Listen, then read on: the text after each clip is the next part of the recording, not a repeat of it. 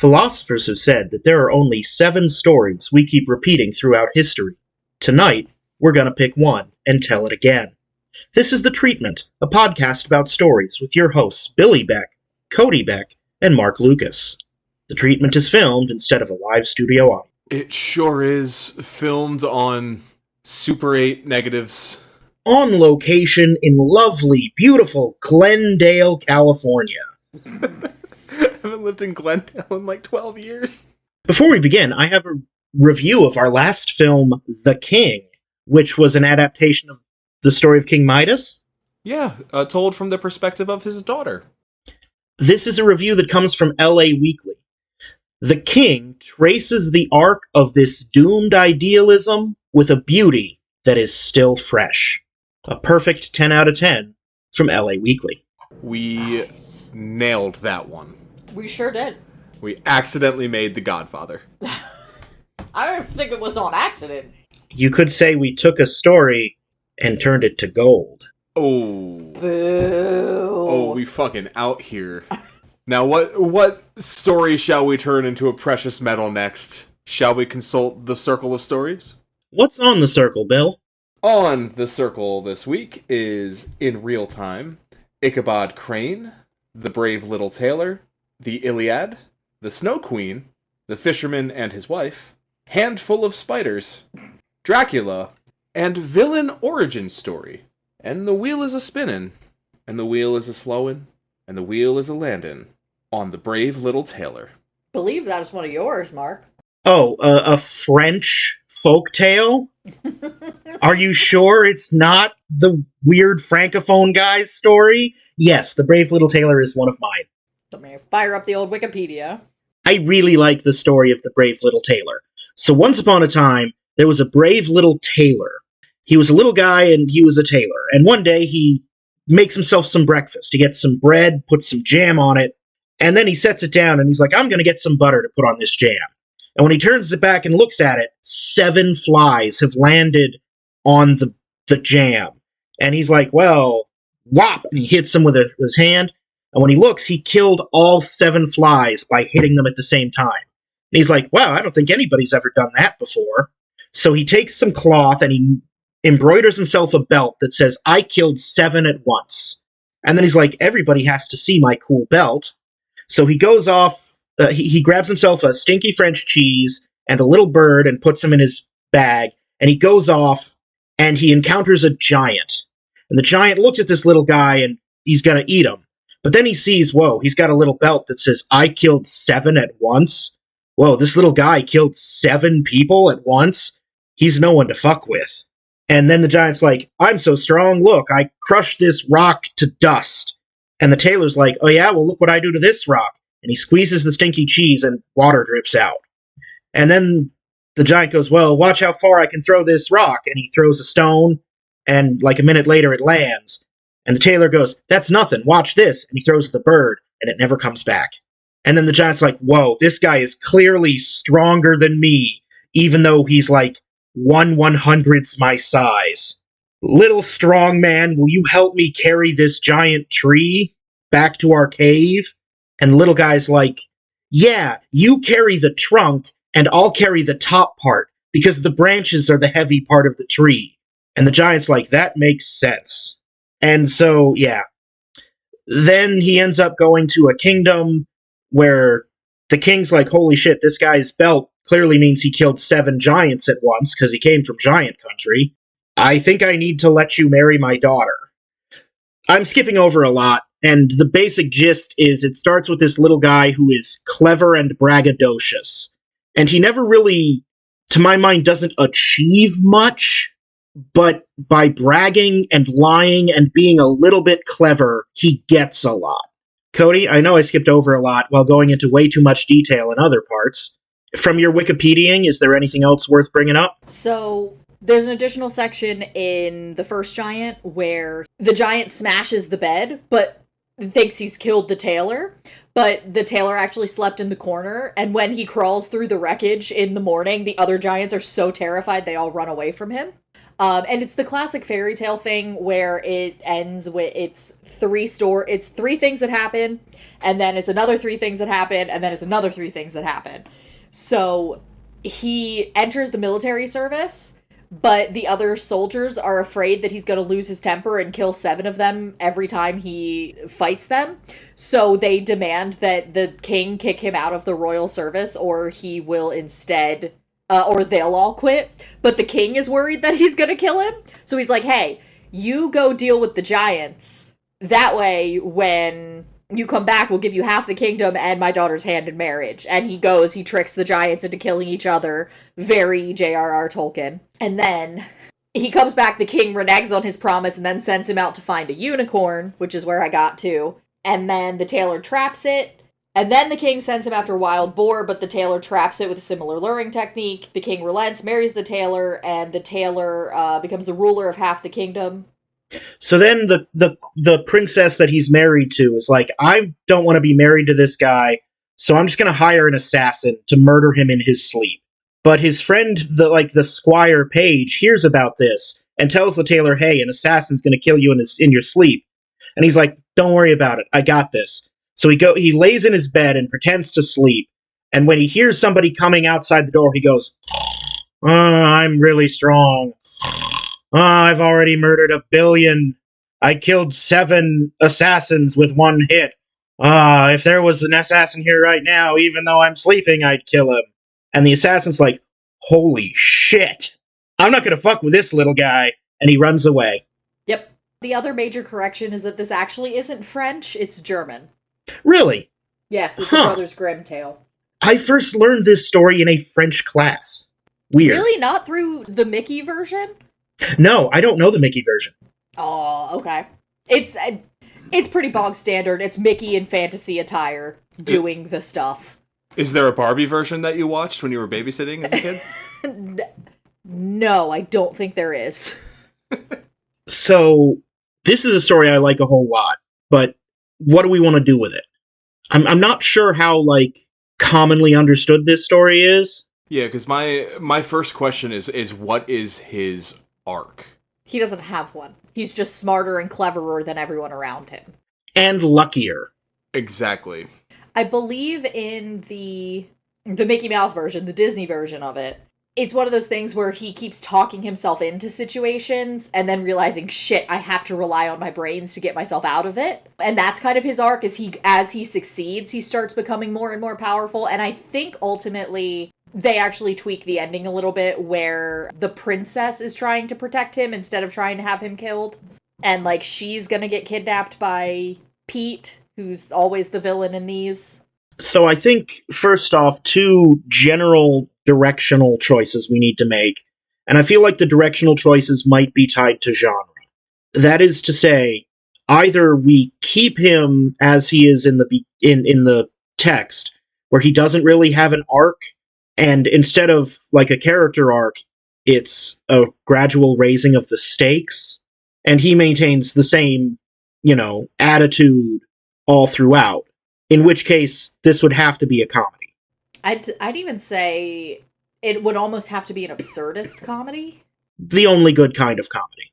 I'm seeing a Joaquin Phoenix, Beau is afraid, weird bullshit going on vibe. Okay, the other one? The other direction is we would have to invent motivations for him. We would have to create a need that did not originally exist. And then we would have to darken the tone. Because the tone of the original, in my mind, is really bright, chipper, almost funny. Yeah. And we would need to darken it way down if we wanted to go that route instead. Almost like we did with the other fucking German one, Pied Piper. Mm-hmm. Except that one is already kind of dark on its own. So, to begin with, how do we feel? Light or dark? I'm feeling light, and I don't know how to explain this other than I'm feeling a road trip movie. Mm-hmm. Okay. It feels like a road trip. You know what I'm saying? Because in the original, he's passing through giant country, he's interacting, he moves on, he ends up at a kingdom, and assassins come for him. Yeah. And that could be our motivation for the character, and his arc doesn't need to be that big if it's, the journey is the story. Well, Okay, I hear that. I'm getting Emperor's New Groove vibes. We start in Mania Race at the lowest point of his journey, which is he's succeeded and he's about to be assassinated. Freeze frame. Well, I'm the brave little tailor, and you might be wondering how I got here. And we kind of do the flashback to tell the story, because then I could see that working, and we could also still have the road then trip. the assassination hangs over the film like a sword of Damocles, and when he just talks his way out of it like everything else, we don't have, like, the stakes are already built by the. I'm agreeing with the idea. Like, I like the idea. Like, I think it could help make it so that it's not just rhythmic. Gets in a problem, talks his way out. Gets in a problem, talks his way out. You kind of have that big problem hanging over. Yeah. That you know you're going to get to. And I feel like also starting with, what the fuck? We're starting with bread and jam? How did we get to as him being assassinated? Yeah, because he's like royalty at that point, right? Yes. Yeah, like, how is this king getting assassinated? Well, this all started 6 weeks ago when I was making a sandwich. Like, how the fuck are we getting there? Yes. I have two things that are in my head right now that I just want to get out. Ideally with a pickaxe, but since I don't have one to hand, I'll just say them. The first is why, how can I put this? Cosplay. If we wanted to set it in the modern era, maybe he's a cosplayer who's going to a big con instead of a medieval fantasy tailor. Just if we wanted to play with time setting. I was also thinking starting on the West Coast and ending up president. And going to a con in Vegas is a good way to start the road trip. I was going to say, if we don't necessarily want him to end up president, but it could end up with him... Secretary of State? King of the Renaissance Fair? I don't know. No, I kind of like the escalation of he's an actual, like, head of state. Okay. Especially if we're doing a comedy, because that's a big swing. Yeah. Like, what's that terrible fucking movie about the baker who accidentally becomes senator? Gabby's Cookies or some shit? Oh, Governor Gabby? Governor Gabby, that's what it's called. Oh. The other thing that's been in my head recently, and the more we talk, the less it seems applicable to this, but I did want to share this thought that I had. Somebody who's a superhero, and their power is luck, like Domino from the expanded X-Men universe, except they don't know that they're a superhero. Like that guy who's a rain god but doesn't know it in the Hitchhiker's Guide universe? Kind of. Or the character just somebody who's so incredibly lucky, but they don't know it, so they don't rely on it, and they don't use it as a superpower, because they don't even recognize that it's happening. That could be a really fun visual device where, like, especially if we're going to Vegas, we see, like, tables as he walks by, and it again, this doesn't have to be a thing, it's just, like, as he hovers over a table and, like, taps a guy on the shoulder to ask him a question, and the guy gives him, like, a good answer, or helps him out, and then all of a sudden that guy wins. That kind of visual. I was thinking he gets to Vegas, and then the giants that he doesn't slay, but he impresses are, like, very wealthy gamblers. Like, he accidentally is into a high-stakes room. Mm-hmm. And wins a poker tournament against high-stakes players, something like that. I know we literally just did this, but I'm stuck on the president thing. What if instead of president, he just becomes, like, mob boss? He becomes a real estate king? Here's my thought on the president thing. I haven't, but have you ever seen Oh Brother, Where Art Thou? Yes. I'm told that near the end of that, because again, I've never seen any movies, but I'm told that near the end of that, there's a bit where a politician, like, kind of grafts onto the main characters as just opportunistically, hey, look, I endorse these people who are popular. So what if, like, near the end, instead of the king, it's a powerful politician who's running for president and decides, I'm going to name this tailor as my running mate, and just glom onto his popularity. And then they win, and almost immediately, like, he has a heart attack and dies. Yes, I like that. That's pretty good. Because that's a good way to get him into power. Yeah. I also really like the idea of him being a professional cosplayer. Yeah. Now, we keep saying him. Is a female lead doable here? Is that... I feel like I need to ask the question before we just assume. I appreciate it, but also no one listens to women, so... Okay, fair. Yep. I feel like this needs to be a guy. It's a question that needed to be asked. Thank you for answering. I mean, it's kind of a dummy who bumbles his way into success and power by lying bigger and bigger each time. He also has to be That's a white guy. Yeah. He has to fail forward and upward every time. Yep. What's that line from The Good Place? That's why I chose the body of a 40-something white man. I can only fail up. But I like the idea of... Do we want to do a little magic? We're going to do some magical realism in all this, right? Yeah. He always carries with him his costume crate, and inside it is a sewing machine and an impossible amount of fabrics and other things with which to make elaborate costumes. Absolutely. And part of what our character does, it's not just his thoughts and his words, it's his ability to disguise himself. Where, not disguise, but, like, have an outfit to blend in, is, like, part of the lie. You know what I mean? I don't think that our guy actually has magic powers. No. Just like he's a really talented tailor. It's impossible that all this shit fit in here, but in the reality of the universe, it's just normal shit that fit in a crate. I mean, that's just movie shit. Exactly. It's like how there's no OSHA railings on the Death Star. Nobody actually cares. I am just seeing Jacques the Whipper. Oh my god. Yeah. Like, that's just the character vibe that I'm seeing. Very, very theater energy. Yeah. But is a pop culture nerd. Yes. Like, I'm imagining... So the first thing he overcomes is the swatting the flies. What's the second thing that happens? While he's walking, he runs into a giant. That's right. Because I'm thinking, like, on the way to the con, maybe at a truck stop, he runs into... someone who tries to start shit because of the costume he's wearing. You know what I mean? Yeah. Like, I'm just trying to think of how to translate this to our character now. His first costume is something bikery, and that at first pisses off some of the, like, Hell's Satan's type bikers in a roadside stop biker hangout bar.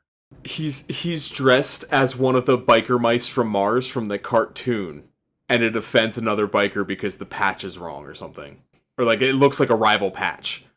Yeah, it looks like a rival patch of a gang that they thought they exterminated. And so they interpret his wearing this patch as a threat to them. And I feel like we're still in Bones territory, so I need to gloss over and do this quick, and we'll come back and flesh it out. Mm-hmm. Somehow he tricks the biker gang into thinking that he's way more of a threat than he actually is. And he ends up becoming like Lord of the Bikers. Now, is this the flies or is this the giant? This is the giants. I'm thinking the flies. The flies should be something like normal, everyday, mundane. Like a little bit impressive, but not like impossible. Like, we could even stick with the flies thing. And he's in a shitty, dirty apartment working on his costume, and the flies keep getting at him, and then, like, he straight up sees them all landing on a donut, and he gets all 5 on the donut or something, and we still do, or all 7, and we still do the same inciting incident. And also play it for comedy, like, got 7 of them? Oh, ew, flicking them off. Gross. Oh, gotta wash my hands. I was thinking, like... My donut! You know. I was trying to think, like, maybe he's changing the thread on his sewing machine. And, like, the flies are all buzzing around and he snaps the sewing machine lid closed. And he catches them all that way. Or something like that. Something. But I'm just imagining that this scene is happening while he's making his costume for this con. Yeah. So the belt is one of the patches on his biker costume. Yeah. Just like Killer of 7. Knowing he's going to a nerdy place, but that plays in later. I think almost as a character beat, I did just Google to make sure. I feel like he would Google what is the record for most number of flies killed in one swat. No. That is not a record that is kept. There's a record for most number of flies killed over a span of 10 days, but not in one smack. So I feel like part of the incitement is like he gets all 7, and after that, ew. Has anybody ever done this before? Hey, internet, What's the record for most number of flies? There is no record. I think I have the world record. I should make a patch to commemorate that. Where is Guinness World Headquarters? Or Guinness World Records headquartered? Ireland? Yeah, it is World Records, isn't it? I think they'd have an American office. Because I'm thinking the finale of the picture now is, throughout the course of it, as he's doing his events and rising in the world, he keeps checking in with Guinness. He reaches out to Guinness at the beginning, saying, he did this? How do I submit it? And then they do back and forth over the course of the movie, and it ends with him being, like, sworn in and then going in the back and trying to do it again. New York. Hell yeah. Alright, as long as it's on the East Coast, we can make that work. I'm just thinking, like, because this isn't a movie that's going to have a real, like, low down point at the or big decision the character has to make, but in a comedy you gotta have a little something, so I'm thinking, like, having him, like, during the big moment of the presidency, the thing he's been working towards the whole time, his stupid little fly shit, is happening at the same time, and he's got to make it work somehow. I think there's something there. So, just quickly bonesing the rest of it out. Yeah. After he Pee Wee Hermans his way to leading the biker gang, they take him to Vegas, and I feel like the biker gang is the first giant. Yeah. Vegas is the family of giants. Mm-hmm. Where he impresses the high rollers and gets a ton of money. Maybe one of the high rollers is, like, a big donor for this political candidate, and that's the link there. No, I think that there needs to be another step.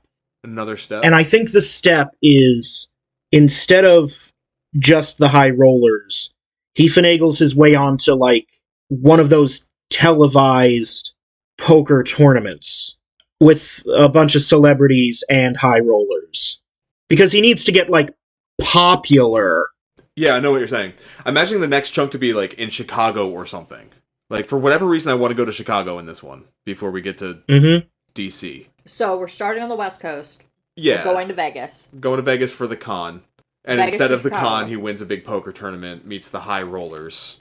I'm imagining one of the high rollers gets him to Chicago. One of the high rollers takes him to Chicago. The princess is the campaign manager for the politician.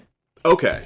That's our link. It's not the high roller, it's the... Maybe one of the prizes for the poker tournament that he wins is to appear on this televised event in Chicago. Yes. And that's how it gets there. And it's a big celebrity... It's like a big pro-am tournament. Yeah. So you've got pro poker players, and he won the tournament, so he gets a slot alongside celebrities. So you've got this political candidate who's doing it to try and look like a normal human. Mm-hmm. And, like, the local weatherman and some teen idol star, you know. Some YouTuber. A cast of characters. But the campaign manager is there because it's part of his campaign tour. Yes. And that's how they meet. I kind of want him joining the political sphere to be like a third act twist. We can seed it lightly in the first two acts.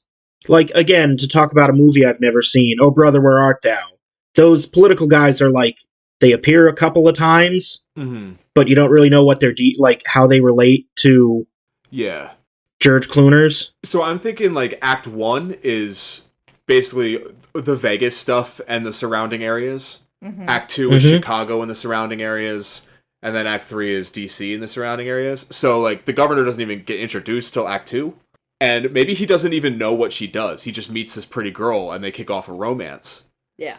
And then when he asks, what's the next town you're going to? And she says, oh, DC or whatever. He thinks, oh, or maybe it's New York is the next town. Baltimore. Something like that. He thinks she's going with the poker tour, so he signs up for the next event, which happens to be in Baltimore. And maybe they take the train together. Your autism is showing a little bit. This movie feels like you can have hijinks on trains. I can't explain it. But there's an interstitial scene where he's on a train and he fucking talks his way out of some shit with the ticket guy. You know? By dressing like a member of crew really well. Because he's a great cosplayer. Am I out of line here? It's okay. We can just have a train in the movie. I like trains. I feel like somebody recently watched The Sting, but I'm sure it wasn't me because I've never seen a movie. I actually haven't watched The Sting in a while. It's good, or so I'm told. I guess this movie doesn't... It feels modern, but not... It feels 90s modern, you know what I mean? Mm-hmm. So, like, cell phones and that kind of shit wouldn't happen. I feel like trains make sense for cross-country travel. Yeah. Anyway. He can't get his pace... They have to travel by train because the politician can't get his pacemaker on the airplane. Sure. And he doesn't have a driver's license. Yes. Our guy. Correct. It may be really early to say this, but I'm feeling John Lithgow for, like, the president. Put a pin in that, yeah. So he goes to Baltimore. He quits the poker tournament when she realizes she's not a player and just starts spending time around her and her people. And then that's when he gets lumped in with the governor. I think we can make this make a bit more sense. And I think that it's part of it is he's not, like, part of an organized poker tour. I think the poker tournament is something in Vegas that gets him his first burst of stardom. And maybe it's cons that he keeps thinking, I'm going to go to the next big con, and the next big one is in Chicago. Oh, okay. That makes a lot more sense, actually, for our guy. Because if we have that linking it, then we don't have to worry as much about the Guinness plot. Yeah. Because that's a stronger motivator than anything else. Yeah. So the next con's in Chicago, but he still does I would say he still does that TV event to meet her. Oh, yeah. He's... I hate to keep harping on it, but he should not be aware that any political powers have eyes on him. Oh, you're right. When they say, like, I'm announcing my running mate, the tailor, he'd be like, what? Why? He doesn't recognize the guy, and he never asks. He just assumes he's her dad. So when he's announced, he's like, why'd your dad just say my name? I didn't ask yet, I swear. She's like, what? That's not my... He's the governor. He just announced she was his VP running mate. What? We can even trick the audience into that, too. It's like one of those... I'm just imagining their meeting as being one of those, like, shake hands, kiss babies, talk to the normal townsfolk vibes. Maybe that happens at the Chicago Con. Yeah, it's just a dude who's set up meeting local people. And he's like, I don't know who the fuck this guy is. Says under his breath, oh, I wonder what comic book he wrote. Like, just assumes he's a con guy. Yeah, because it's in the context of the con. Well, that's the title, isn't it? Con guy? Con guy? Yeah. Fuck. Shit. It's the earliest we've ever gotten a title. Double entendre. So again, just to quickly bones this, he starts out as an amateur cosplay guy in South California. Did we actually say LA, or are we all just assuming it? We're all just assuming it. I was actually assuming San Diego, just to be different, but it does not matter even a little tiny bit. It could start in San Diego. They do have a relatively decent-sized convention every year. He goes first to runs afoul of some bikers and then becomes, like, lord of the desert bikers. They get him to Vegas in a sidecar. Vegas, yes. And then in Vegas, he charms his way into a televised poker tournament that he wins. And this is the first time that, like, the campaign manager just sees him on TV. Maybe in a brief scene of this is how we introduce the politics bit of, like, a boardroom, and he's fretting about, I need to make a pick soon. Wait, go back. Who's that? We need someone like that, with that kind of raw magnetism and personality. This is just a tiny little bit, but the reason he talks his way into the poker tournament is because he's dressed like James Bond. He's cosplaying Daniel Craig's James Bond. I was thinking Mel Gibson from Maverick, but James Bond is better. Not knowing either of these things, I like the picture of him as, like, a southern riverboat gambler costume. Well, I say, what do we have going on here? Oh, it wasn't called Maverick. What was that? Oh, no, it is called Maverick. Okay, I got that right. The only reason I know it's called Maverick is because of a pinball machine at an arcade I used to go to. They had a Maverick machine. You should watch that movie. Yeah, I should watch a lot of movies. It's a good time. I have a whole podcast about making them. I should watch one sometime.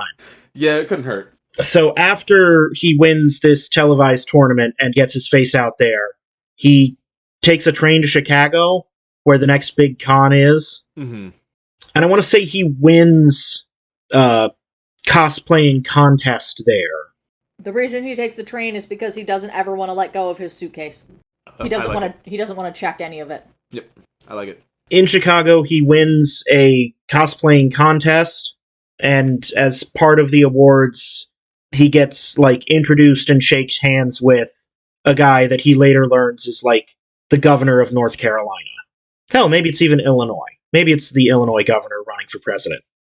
But he's not really into politics. He doesn't recognize this guy. He assumes this is, I don't know, president of the con or something. Thank you for handing me this big check and trophy, whatever. President of Marvel Comics. And maybe this is where he meets the girl. Mm-hmm. Because she's the handler for the politician. Yeah, or campaign manager. Yes. Yeah. Now, in the original, the princess is kind of, I mean, I don't want to say sleaze, but, like, she's the one who gets assassins. Yeah, because she hears him in his sleep talking about how he's just a tailor, and she's mad she got duped. Yeah, but, like, she has that wiliness to her that... So I kind of want her to be a little bit more of a complicated figure in our thing, if she's going to be a little bit more complicated in the original. Sure. Maybe she's... I almost said maybe her character flaw, but it's not really a character flaw. But maybe her thing is that she's more forward with him.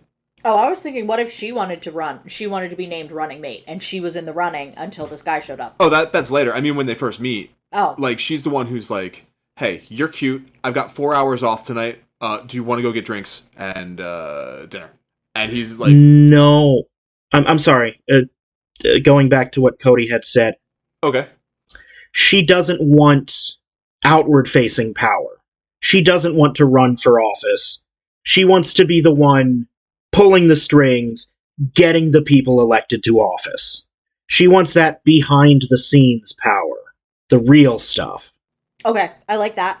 And then, to build on Bill's idea, I like that. She's a, I'd bet my Pulitzer on it. What's that fucking character from... Oh, Hudsucker Proxy. Yes.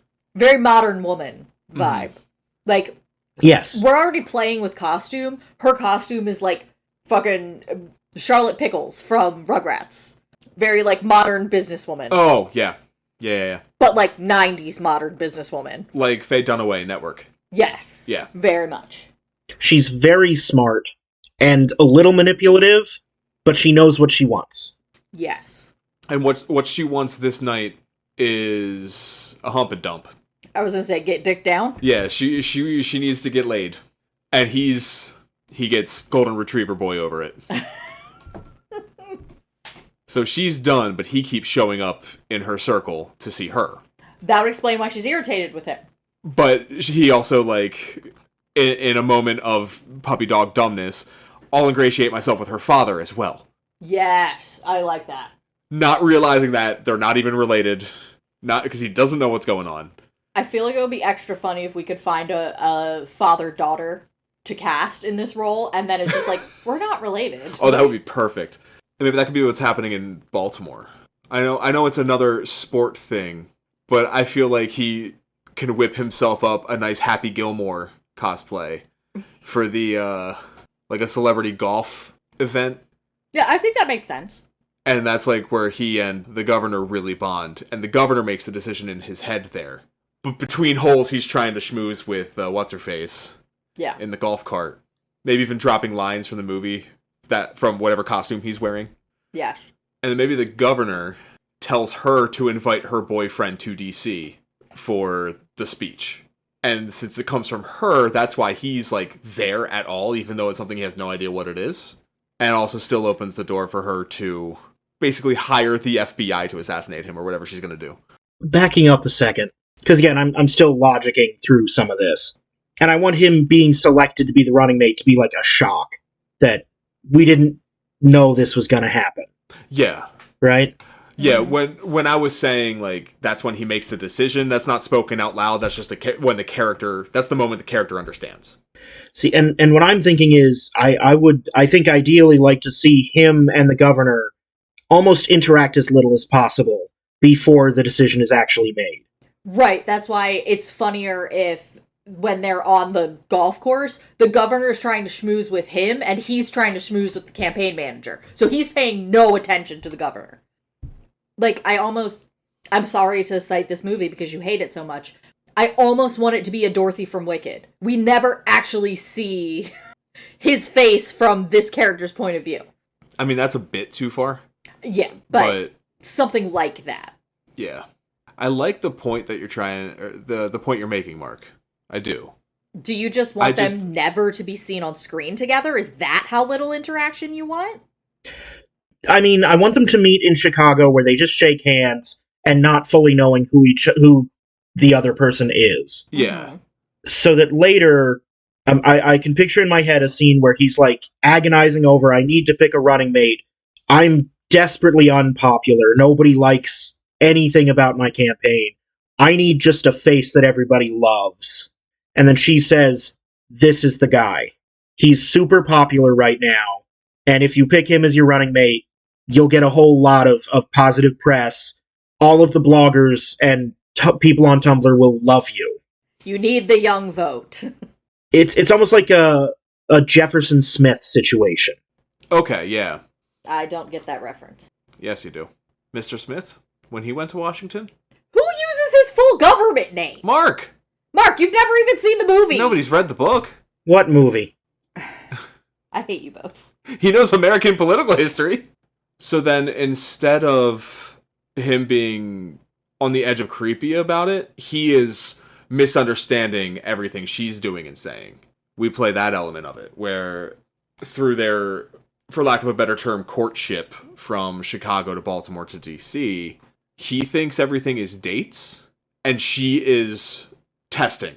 Like, she'll ask him things about his past, and he thinks she's trying to get to know him better, but really she's like, is any skeleton going to come out of a closet on this one?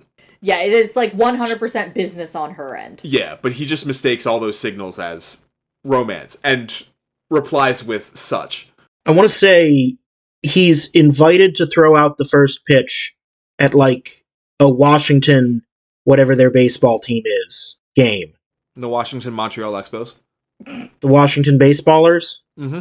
And when he's doing that, he sees her in the stands, and when he goes up to talk to her, she just hands him a business card and says, you know, be here and wear something nice, and then disappears into the crowd. And on the card it's written like Watergate Ballroom, Thursday at 7. And he doesn't know that that's when he's being announced as running mate for president. Yeah. I'm just picturing the gag here being she says wear something expensive, and it's like that stupid joke where he's in like an inflatable T-Rex suit. No, she says wear something nice. He interprets that as like a cosplay.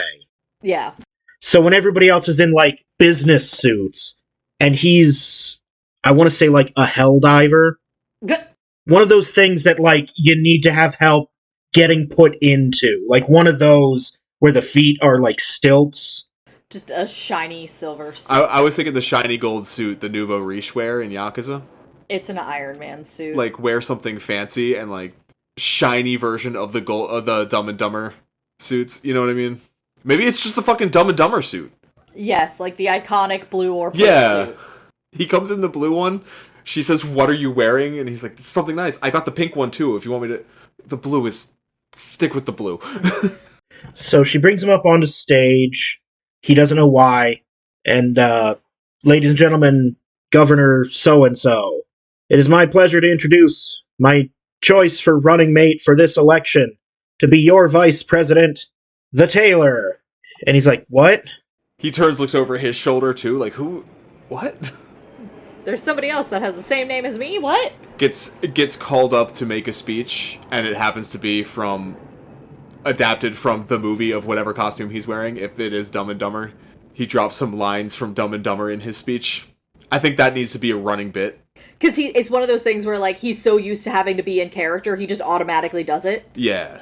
Like, he dresses for the occasion, and then also inhabits the character that wore that dress. Yeah. Which is, like, the He's a good cosplayer. Golf. Yeah.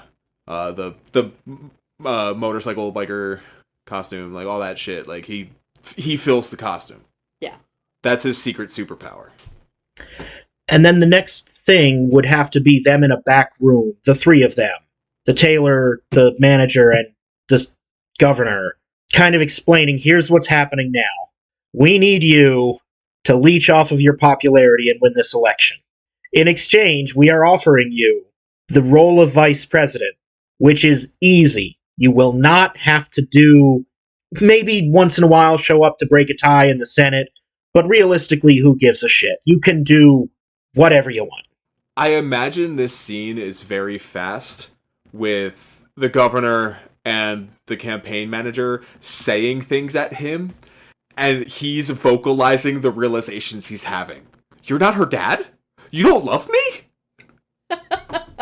President of what? Wait, the country? Wait, vice president? I have power? Of sales? Yes, I think that's a very funny scene. But I think he, because in the story, it's, pretty clear that he warms to having power immediately. So I feel like this guy should be, weirdly good at this. Yeah. I think that the actual election is a montage. Yeah, it's just the governor bombing and then him showing up, and it's like the fucking SpongeBob scene where Squidward sticks his arm out and then SpongeBob's arm. It's just that. I mean, just like quick cuts of politician talking heads on Politics News Channel. It's an amazing turnaround in the governor campaign. Shots of him cosplaying as Ronald Reagan and FDR. I was gonna say, every time we see him, he's dressed like a different president in a famous moment. Yes. Yeah, and using famous speeches. Ask not what your country can do for you. Ask what you can do for me. I think he can never do an impression of a character, though. I think he needs to deliver all these lines sincerely, and we know, as the audience, that he's pulling that from a JFK speech, but his audience can't tell. You know what I mean? Yeah, there should be, a YouTube thing in the corner that's just is this offensive? And it's, the clip of his Kennedy speech. TikTok comments come into play. Yeah, it's just, a bunch of, I'm imagining it's, that soft wash of, social media stuff, and then it's, foreground and background, and just, stuff is happening. Yeah. And the montage culminates not with winning the election, but with Inauguration Day. Yeah. So, I mean, them winning the, announcing and Senator Loserman graciously conceding is part of the montage. But it ends with, I want to say, Governor John Lithgow is sworn in, and as soon as he finishes swearing in, they kind of motion towards the podium for him to, give his first speech. And he motions like he's going to be taking his glasses out of his breast pocket and just kind of, my fellow Americans, and then he has a heart attack and dies. Yep. I think it was William Henry Harrison had the shortest presidential run. Was that the strawberries, or was that the... Yeah, but that needs to be referenced. I think she needs to make it... I think this can be a moment where we show that Taylor's not as stupid as he's been playing, because it's she's like, and I thought William Henry Harrison had the shortest run. And he's like, not anymore. And she's like, you fucking... What? It's what do you mean? Or slight callback. Wow, that was an even shorter term than William Henry Harrison's. How the fuck do you know that? Guinness. Yes. If we were playing up that this is the 90s, it would have been a Snapple fact. Oh, I read the Guinness books in the 90s. Babe, you can only put so many autistic red flags in one episode. RFK Jr. is going to show up here. I could take him. So can I. That's not the point. Fucking old brainworms himself. So, our last chunk is... him as president. She wants him to sign some kind of military appropriations bill. We don't see this in the movie, but she's been working her ass off to get this one passed because it expands military authority under the guise of it's called the Flags for Orphans Act. And when he refuses to sign it, this is where she reveals her true colors. Listen, you little shit. I got you elected. I'm the one who's pulling the strings. You're just a pretty face to look into the cameras. So if you don't do what I say, when I say it, we're gonna have problems. And all I want him to take from this is just for, he recognizes that she's threatening him, but then takes a minute and he's just like, you think I'm pretty? Wait, what? Excellent. Excellent joke. Like, I want it to be like, you think I'm pretty? Wait, you're threatening me! And maybe after, like, just to extend that beat a little bit, you're threatening me. Did you hear that, Agent Mitchell? And he looks and there's, like, 2 Secret Service guys. And I want to say that, like, the 2 Secret Service guys, like, look at each other and then walk out of the room. So, after this, we see her... Because he refuses there, right? Yes. I guess we see her hire multiple hitmen. Yeah, actually, I think we lean into it a little bit more. It's like a CIA Black Ops team. She goes to the smoking man from the X-Files. Maybe she does that, and we hear her overhyping his threat level. Like, I heard he killed 7 men in one night one time. Like, throw back to, like, the beginning of the story, you know? And I'm also... Callbacks to the lies from earlier. How did you even get him elected? Oh, I'm very good at my job. Like, she's overhyping him to make her look better? Yeah. So she highlights he's dangerous, he's a stone cold killer, he can talk his way out of any situation. Like a split screen and he has like 2 dolls and he's making them kiss. As he's like folding, he's getting ready for bed in the pajamas of a famous character. Not even it's like Spider-Man footy pajamas. Just singing the little song to himself. I'm the president. Doot doot. I'm the president. Doot doot. Just he commands the undying loyalty of a criminal gang. Cut to all of the bikers cheering as he's yeah, like he robbed a dozen people in broad daylight. Cut to the poker tournament, Vegas poker tournament. Yeah, just ways that she kind of calls back specifically. The treatment will be right back after these messages. Let's all go to the lobby. Let's all go to the lobby. Let's all go to the lobby to get ourselves a treat. Delicious things to eat. The popcorn can't be beat. The sparkling drinks are just dandy. The chocolate bars and the candy. So let's all go to the lobby to get ourselves a treat. Let's all go to the lobby to get ourselves a treat. And now back to The Treatment, a podcast about stories already in progress.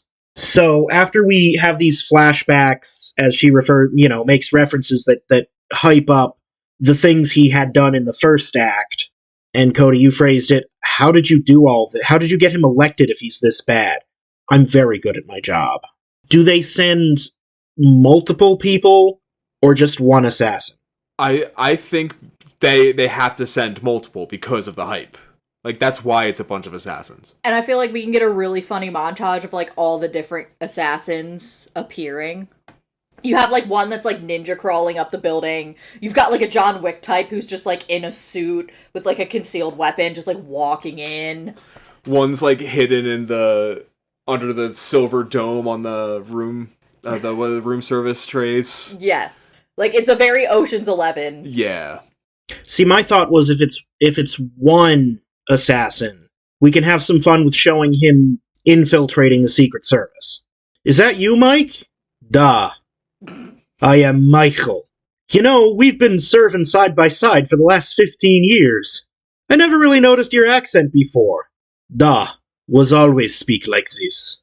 And didn't you used to be black? Niet. Skin color no change. No more questions. I feel like that could be part of it. Yeah. I think we can make that work with either. Yeah, that's good shit. So we're kind of back to our immediate res. So, in the original story, it's a squire. It's a squire who does what? Sorry. And I didn't finish my sentence. I kind of just trailed off in the middle. In the original story, it's a squire who warns him that the princess has sent assassins. Is it someone in the Secret Service that tells him? Or, I feel like it needs to be, like, White House staff. Yeah. We're gonna need, like, a tertiary character somewhere that's part of the campaign. Mm-hmm. No. In the third act, we can introduce some more of the White House staff. And I don't mean political staff, I mean like residence staff. Yeah. You know, the butlers and plumbers and people who is required to make a hundreds of years old historical site live-inable.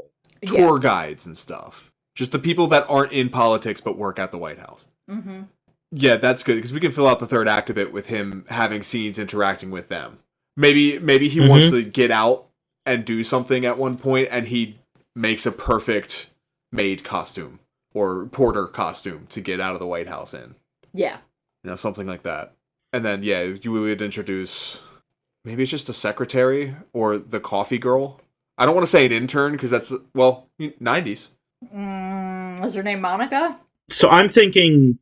I still have in my head this one assassin sneaking his way up, infiltrating. So what if it's like a maid who recognizes that guy's different, and she brings it to like the housekeeping supervisor, who brings it to the chief steward, who brings it to head of residence, and like it goes a step each time. Somebody should tell him, right? Tell who what? Did that security guard always speak Russian? That's weird and different, right? Like, that is a recent change. Well, he told me he always spoke Russian, and he would know. Yes, but no? I feel like that might be a little hat on a hat. You think? I think it works if it's just, like, the maid who makes... Because it's easier for...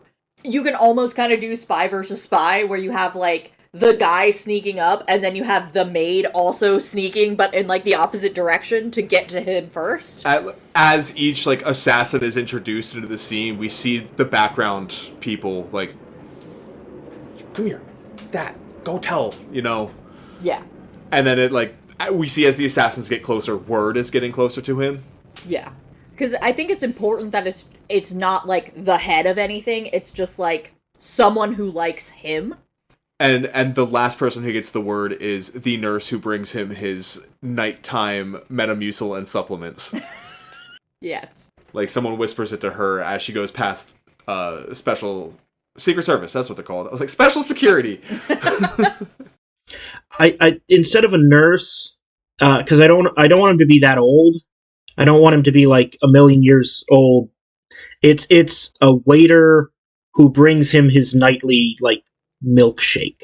So my thought process with nurse, I also like that idea, by the way, wasn't that he's old. He's like our age, but Cody and I have something we do every night right before bed. We call it Health Punch, where we take all of our medical supplements and our fiber and all that. We do it all at once to punch health into ourselves, which is why the name.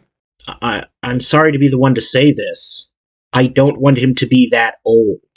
Oh God, we're so old. He has to we be at are least old, that old. Bill. No, legally he has to be that old. He's got to be at least 35.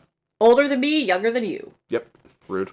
And the reason it's a nurse is because on staff at the White House, they would have a nurse administer anything remotely medical. Yes. Just because they're the fucking president, you know? That's the only reason why I was thinking that. And also, Secret Service, if they are infiltrated, which the staff thinks they are, wouldn't stop the nurse from coming in. They might stop a maid or anything else deemed suspicious, but they will not stop the nurse. The other thing that we have to remember is that... This is kind of a screwball comedy, so it doesn't really matter. Well, that, but also, the White House was built in slave era. There's absolutely back passageways and servants' hallways. I feel like a lot of that probably got sealed off in the years. But because of the risk to the president. But the stuff that wasn't sealed, they would know. I've never seen a movie, but I have seen some TV shows. Check out The Residence on Netflix. It's real good. There are some passages. Okay. Good to know. Good to know. In which case, yes, we can do that too. And I just think if it's a known quantity that every day Mr. President has this ice cream sundae immediately before bed, and that it would be, if anything, suspicious that he doesn't get his sundae tonight, that's why they would let that go through anyway. She brings the sundae but gets the word. And yeah, then it could be the sundae. And then she flicks on the lights, throws the sundae in the fireplace. It's like, my ice cream! It's probably poisoned, sir. We think there are assassins in the building coming to get you. But my Sunday! You think I'm pretty? Wait. He's so dumb. I love it. So she tells him they think they're coming tonight. He says he's going to prepare. And that's where we get our in media res opening of the assassins coming in. And he's like, I bet you're wondering how I got in this situation. Now, what costume is he in? I'm thinking first we have a fake out. And so, like, the assassin sneaks into the room. He's got a knife. He's about to stab the Tailor president in his bed. And my first thought is RoboCop, but in pajamas. He rolls over and just blasts the guy with a 12 gauge that, like, sends him shooting across the room. Another freeze frame record scratch. Wouldn't that have been so badass? I didn't do that, but could you imagine? Here's what I did. And then something, like, more realistic. So I had two ideas. Idea one, he is Groucho Marx pajamas in duck soup. How did an elephant get in my pajamas? But that's a little too cornball, a little too cartoon, I think. Second idea, he uses his cosplay skills to make a fake him in the bed. So they stab the fake him, and then they realize, like, oh, it's, like, slowly deflating, because it's, he costumed a blow-up doll, and he's hiding in the corner in, like, camo. Rambo or Arnie in Predator. Sam Fisher. Who? Splinter Cell. Oh, yeah, him. Yeah. Or Solid Snake. Ooh, yeah, actually, Solid Snake is good. Because that's, like, modern spy tech shit, too. So he would have the night vision and all that. He's under the bed. I was going to say, we've already established that he's a very thorough and good cosplayer, so of course they're actual night vision. Yes. And the knives are real, too, as he cuts the assassin's Achilles as he tries to leave from the bedside area. No? Too violent? Maybe a smidge. Yeah, I think too violent. I was thinking he pulls his ankles out from under him. Zip ties. But I'm not quite sure where he goes from there. Yeah. I think What's-Her-Face should show up later, and he should just have, like, the assassins neatly lined up in a row, eating his his new ice cream sundae. So, in the scene that precedes, with the assassins sneaking in and the crew sending word, I still want everything to be whispered open in the hallway, because I want members of crew to be using the secret passages to help without him knowing. Yes. Like, some of these people just disappear down a side passage and get thrown back into the room hogtied, and he never did it, never saw what happened. Yes. I think there should be 7 of them total. Yeah. To tie into our beginning. Yeah. And I do want What's-Her-Face to show up and him just be, like, legs crossed, armchair, eating his sundae. She comes in, because she's trying to get word with somebody, and she can't get word with anybody. Mm-hmm. So she goes in to see for herself, because she knows she can get in there on her own. She opens the door, and he's sitting there cross-legged in the center of the bed. They are lined up, tied up, behind the wall, as he is in one hand eating his sundae, and in the other hand, he's holding the fanfiction he wrote, and is reading them his fanfiction. Instead of this happening in the bedroom, Okay. Oval Office. So she opens the door to come in, and all the assassins, like, they're crying. They look like they've been tortured. They turn, help! Help! He won't stop! I know it's I was going to say, I know it's an easy joke, but I want there to be a line about, I thought you guys outlawed torture. I'd have preferred waterboarding. Now, how do we resolve this? I think they need to shake hands. I think she needs to...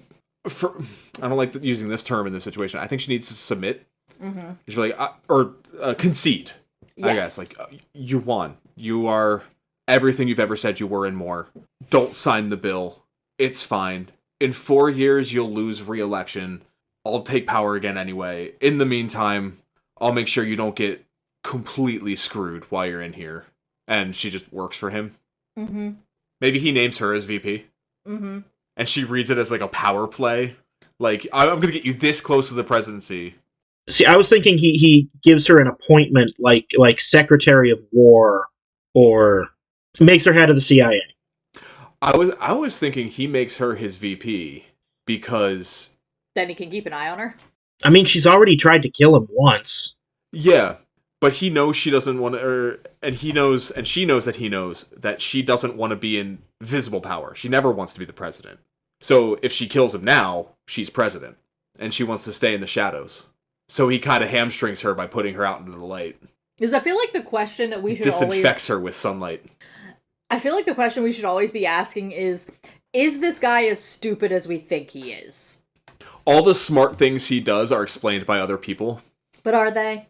Like, I want that to be the question, is how dumb is this guy? Like, does he actually forgive her and is trying to flirt again with the woman who just tried to have him assassinated? Or is this a power play to make sure that he survives? And she's the one who, like, says this to somebody else. As he's, like, in the corner picking his nose or, like, chasing a butterfly on the east lawn. And I think that this is the kind of thing that, again, we're asking all the way throughout. You should be wondering. I think he's actually smart. Just like in the source material, where, like, he's smart enough to bring a cheese and fool a giant thinking it's a rock. He's smart enough to bring a bird and trick a giant into thinking it's a rock. He's smart enough to know how to get out of these situations, and wise enough to know how to do it without anyone finding out how smart he really is. Yes. But not wise enough to not get into them in the first place. Yeah. Well, yeah, because that's how you get all the good stories. He's having fun doing this. This is just a treat for him. I feel like them bones already got a decent amount of meat on them. Yeah. Yeah, we kind of did that thing where we didn't really bones it out and just put together some scenes. I think all the bones we needed was road trip. Yeah, kinda. Are there any scenes that we specifically want to hash out? No, I think we kind of hashed them out while we were... Yeah. I think maybe like some of the Vegas stuff we could probably play around with a little bit more. But the meat of it's the DC. Yeah, I don't think we need to flesh out anything. Yeah, there's nothing that's... It's very much a character thing. And by the time we know who the character is now, we could just come up with situations for him. Yeah. Put Blorbo in the chamber. I mean, the character's name is Taylor. Taylor. Oh yeah, I was thinking that's either his last name or his first name for sure. Taylor, and he gives me real Brees Denise energy. in his outward-facing persona. So then do we move on to casting? I think it's time. Yeah. So we have, what, about five major characters to cast? Yeah, but I also feel like there's a lot of room for, like, fun stuff. Yeah. A lot of room for cameos in this. I was getting some real Ryan Reynolds vibes from Taylor. I want him younger. I was also getting Ryan Reynolds Deadpool vibes, but yeah, I don't want Ryan Reynolds. Get me his non-union Mexican equivalent. Do you think a Tom Holland would work? Oh, actually, yeah, because he's that kind of guy in real life. He's like, they couldn't give him full scripts because he would leak shit, but also he's, like, weirdly smart. He's very charming, he's very personable, he's very, how did you live this long? And it would make him in a fucking Spider-Man onesie so funny. And then, I mean, I know this is kind of obvious, but do we cast Zendaya opposite him as the campaign manager? I like the idea of trying to find a father-daughter pair, and the only one I could think of is Jon Voight and, is it Jon Voight that's Angelina Jolie's dad? Oh, I think you're right. Yeah, actually. I second-guessed myself, because she was married to an old guy, but that was Billy Bob Thornton. Correct. But he's, like, way old. Well, we do want him to die. I mean, yeah. And she's also too old. Yes, Angelina Jolie is his daughter. I'm only saying this out loud because it's real, and I'm not sure, I don't know her that well. But Mira Sorvino, daughter of Paul Sorvino. She's also too old. Too old? Yeah, she's a great look for it, though. She's in her 50s. Will and Willow Smith? I don't think Willow Smith acts, though. Billy Ray and Miley? Also too old? I don't know if Billy Ray can act. Are you on the same list I'm on, Mark? Probably. Lenny and Zoe Kravitz? I was gonna say Zoe Kravitz was in the first Spider-Man, right? She was in Batman. She was in the Batman. Zoe Kravitz? Yeah, I thought she was... She was in X-Men First Class. How about Ron and Bryce Dallas Howard? You know? She's so much older than him. I mean, I know they're not together. The thing is, I really like that. What about Dakota? Not Dakota. 50 Shades. Dakota Johnson. Yes, that's her name. Because I like Bryce Dallas, because she has that kind of, I am take charge, I am strong businesswoman energy. And she also absolutely looks like she would order a hit on somebody. But I'm not necessarily married to the idea of the dad, it being her dad. I was just thinking funny. it would be a fun thing if we could pull it off. Yeah. Jack and Lorraine Nicholson? Jack Nicholson's alive, right? Yeah. Yes. Oh, she's much younger than I thought. Who? Lorraine Nicholson. Yeah, she was born in 1990. She's like almost our age. Yeah. Eric and Emma Roberts? I don't know Eric Roberts. He was Maroney in The Dark Knight. This guy. I could see that being a president. Yeah. Or running for president. And Emma Roberts, our age, she was in Madam Web.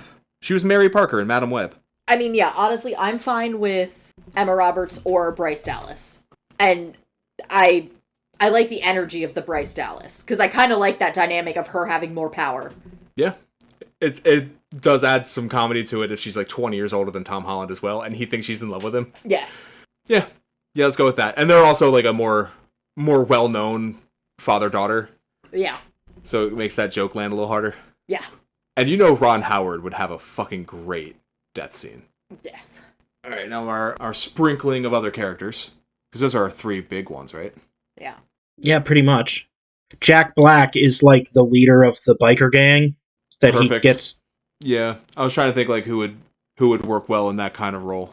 Mm-hmm. And yeah, Jack Black's perfect. Paul Rudd could be Senator Loserman. The guy who loses the yep.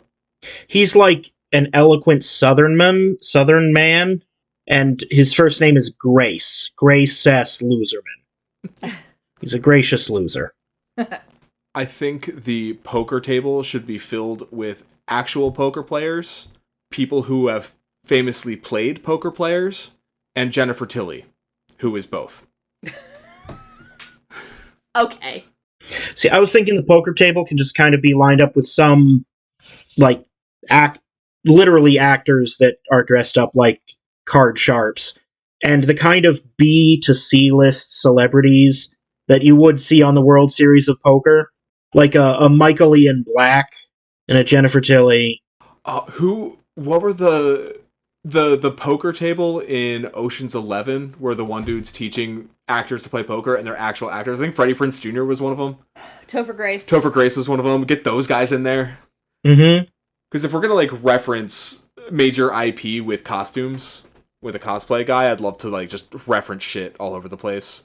Where we can, where it makes sense and not, Ready Player One it.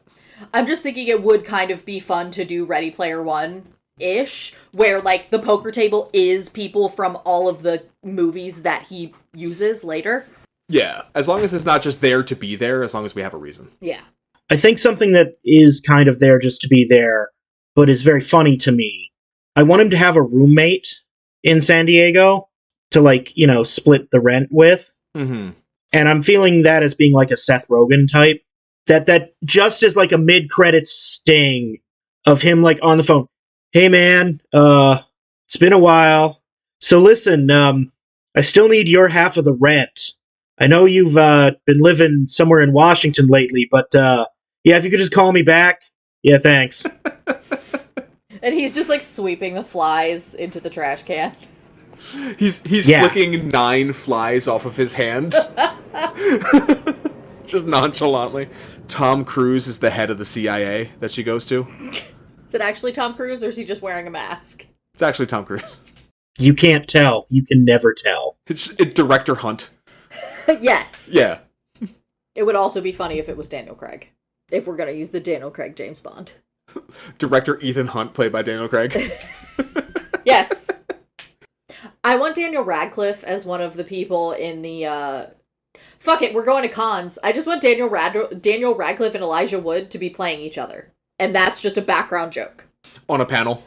At one con, Daniel Radcliffe is playing Elijah Wood at a Lord of the Rings. And then at the other one, Elijah Wood is playing Daniel Radcliffe at Harry Potter. They are the first 2 runners up at the Chicago con that our character wins. Is it Daniel Radcliffe dressed as Frodo and Elijah Wood dressed as Harry Potter? Yes. Yes. Perfect. Absolutely perfect. And if we get them, then we can get the actual costumes as well and their perfect cosplay. and they still come in second. Yes. Love it. Love it, love it, love it. There's some room for fun castings with the White House staff. Yeah.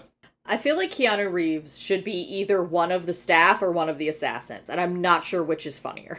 Keanu Reeves is the Secret Service guy who doesn't recognize that Mike is different. I really think it would be funny if they were having a conversation in Russian. Because I think Keanu Reeves speaks fucking Russian. He does. They had the whole conversation in Russian. And even a reference, I didn't know you spoke Russian. And just to another layer of joke, maybe Mila Kunis is somebody also involved, and she speaks Ukrainian or something.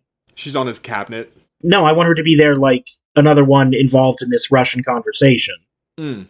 And this is one of those things where the subtitles don't line up with what they're saying, because I want to see how many people in the audience recognize that, wait a minute, they're not even speaking the same language to each other. She's a maid. She's walking, like, I'm just imagining this scene Yeah, happening. she's a maid. She's like, chimes in as she walks by. He's like, he's spoken Russian the whole time. What are you talking about? Just throwing things out there for the sake of throwing things out there. And I'll start with why I'm thinking of it. In The Residence, Giancarlo Esposito plays like the head of White House residence. He's like the chief of the non-political staff. Yeah. Mm-hmm. So thinking along those lines, but just like Cillian Murphy. Yeah, that works. No, I'm not just staring at the poster to Oppenheimer on the front page of IMDb right now. So, titles? Are we still married to Con Man, or can we come up with something better? I thought it was Con Guy. I like Con Guy a lot, honestly. Yeah, because it's a play off Con Man, but he's also a guy that goes to cons. But at the end, we find out he might actually have conned his way into the presidency. And now he's doing cartwheels in the Rose Garden, you know, because it's a nice day outside. Squirrel, you know? There can be fun scenes with him and, like, other heads of state. Oh. I feel like we could just litter, like, sketches into the credits. Yeah. Like he meets with the head of state and speaks a different language completely fluently. Like, he shows up to a meeting with the head of Kazakhstan in the Borat swimsuit, but speaks fluent. Is it Kazakh that they speak there? I'm not sure. I think so. If not, it would be like Farsi. Farsi is Afghan. I'm just picturing them at, like, a joint press conference, or a press conference back in Tokyo with the Prime Minister of Japan, and somebody asks, what were your impressions of the American president? Never before have I met a man with such deep knowledge of anime.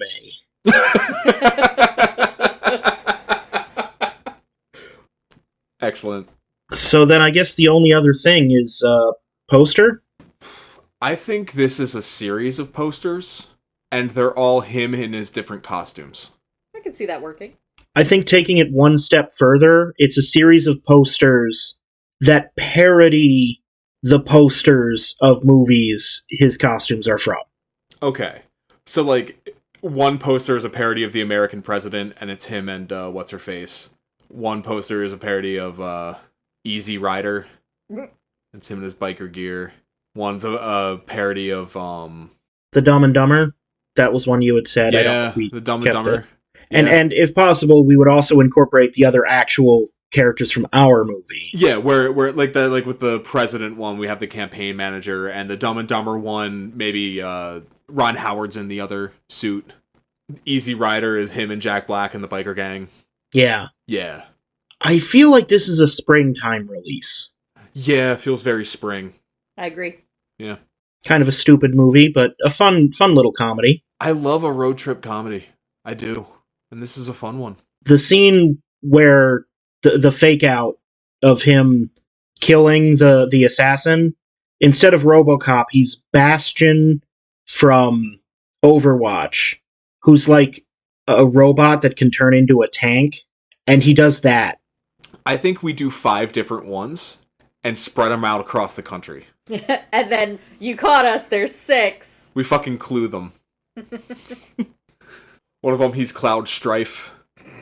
One of them, he's Master Chief. Why are we pulling from video games? He's a cosplayer. RoboCop for sure. Batman. But never Spider-Man. He just has a Spider-Man jammy. Just the jammies. The only costume that doesn't look like screen used is his fucking jammies. They look like they're from Target. Yes. Well, I guess that's about it then. I can't think of anything else we need. I mean, I can keep riffing, but bed needs to be had at some point. Well, this has been The Treatment, a podcast about stories. And I've been your host, Mark Lucas. Billy Beck. And Cody Beck. And we'll see you at the movies.